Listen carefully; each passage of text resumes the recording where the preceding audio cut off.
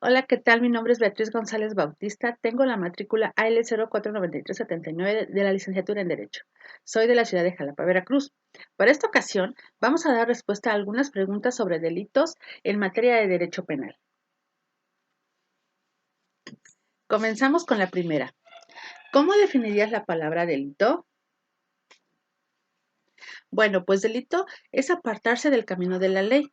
Ahora bien, el delito es como un hecho culpable, imputable, típico y antijurídico, es decir, una acción o omisión contraria a las leyes por las que elegimos regirnos y que por ende amerita un castigo o resarcimiento. ¿Consideras que algunos delitos son justificables? Lamentablemente en México hemos tenido conocimiento de casos que se dieron a conocer en los diferentes medios de comunicación en meses pasados, en los que las víctimas del delito han reaccionado para proteger su integridad física, su libertad, su patrimonio, su vida, entre otros bienes jurídicos, causando con ello una lesión y hasta la pérdida de la vida de su agresor. Como ejemplo tenemos el caso de un militar en retiro que lo amagaron dos sujetos con un arma de fuego en calles de la colonia Centro en México. Lo golpearon e intentaron despojar de la bolsa que traía con dinero cuando se dirigía a depositarlo al banco. Sin embargo, decidió defenderse y accionó su arma de cargo que traía consigo, privando de la vida a dichos sujetos. Al ser puesto a disposición del agente del Ministerio Público de la Procuraduría General de Justicia de la Ciudad de México, pudo acreditar que actuó en legítima defensa con la documentación requerida para aportar el arma, testigos de los hechos y videos que fueron presentados como prueba de descargo. Por tal motivo, fue dejado en libertad. Otro caso que también se dio a conocer en los medios de comunicación fue el de la menor que se dirigía a su hogar cuando fue interceptada por un hombre, quien la amenazó con un cuchillo y la obligó a dirigirse a un lugar donde la violó. La joven logró liberarse del agresor y lo apuñaló. Posteriormente, cuando fue trasladado al hospital, el sujeto murió. En este asunto, la Procuraduría Capitalina informó que la víctima quedó libre de toda responsabilidad debido a que actuó en legítima defensa, en virtud de que su integridad física y su vida estuvieron en riesgo. Al llevarse a cabo esta acción, la víctima se convierte en victimario y es sometida al aparato de justicia como un presunto delincuente hasta que se demuestra lo contrario. Sin embargo, en estos casos, el abogado defensor debe de acreditar la legítima defensa para desvirtuar el delito que se le imputa a su defendido. Es importante mencionar que la legítima defensa es una causa de extinción de la responsabilidad penal o de atenuación de la condena. Si se ha excedido en su uso cuando la comisión de un hecho ilícito tipificado como tal lo ha sido con fines de defenderse de un ataque a su persona y o a sus bienes, como ya lo mencioné. La víctima en este caso se encuentra sin protección ante el agresor y ataca a su vez para evitar el daño personal. Sin embargo, el método de defensa debe ser proporcionado al empleado el ataque y debe contribuir a defenderse del mismo. Ahora, ¿cuál es la diferencia entre culpabilidad y consumación en un delito? Un delito se desarrolla de dos fases primordiales. La fase interna, que hace alusión a todo lo que pasa por la mente del autor antes de cometer el delito, desde que lo piensa o tiene la idea, la deliberación y la resolución. Mientras que la fase externa se caracteriza por ser la exteriorización de aquello que el sujeto ha resuelto hacer y se compone de etapas como son actos preparatorios, tentativa, consumación y agotamiento del delito. El término consumar significa dar cumplimiento, perfeccionar. El delito consumado es un delito perfeccionado, es decir, que la consumación implica la realización formal del hecho delictivo, que éste se haya llevado a cabo. Se entiende por consumación la completa realización de la conducta descrita en el tipo por el legislador. Los actos de la gente que quedan más allá de la consumación no forman parte del tipo.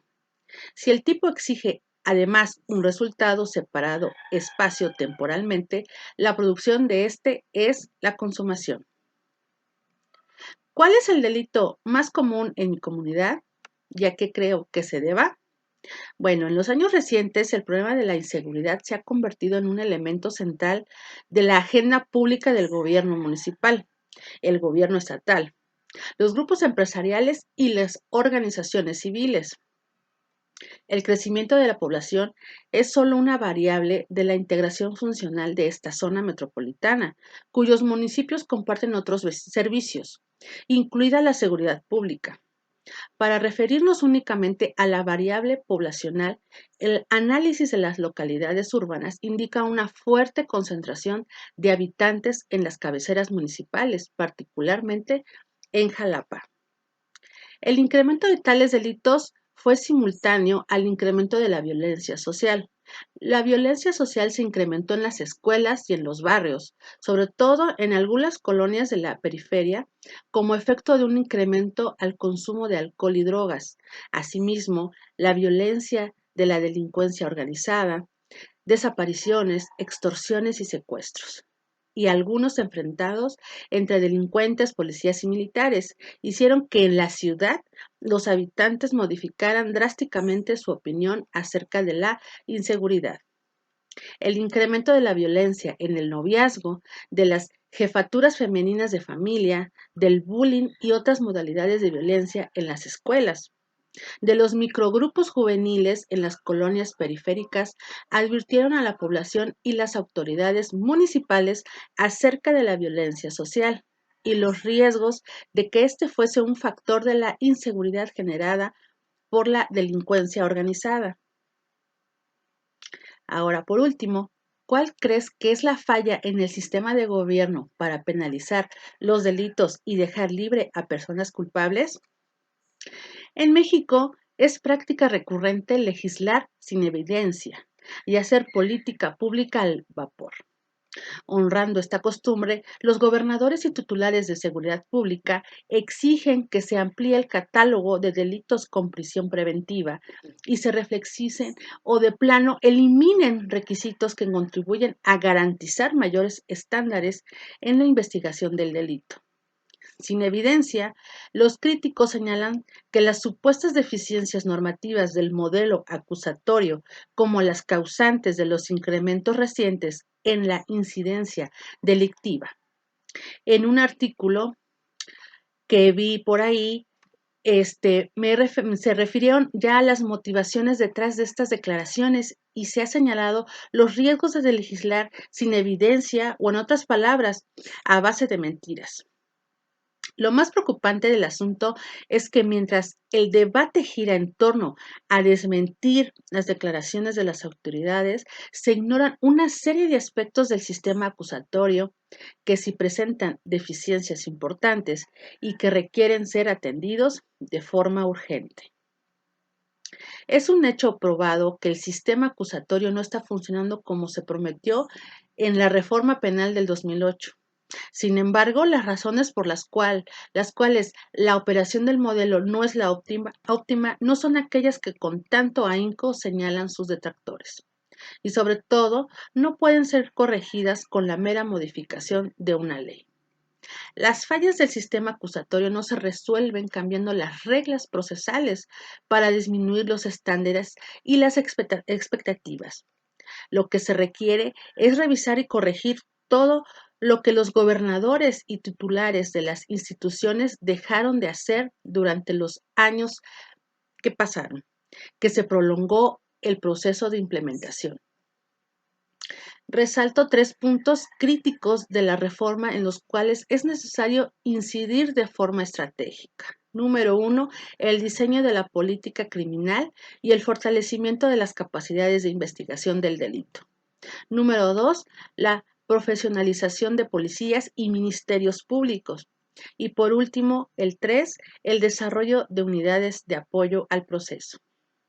Bueno, pues como siempre, espero que esta información les pueda servir para despejar sus dudas. Muchas gracias.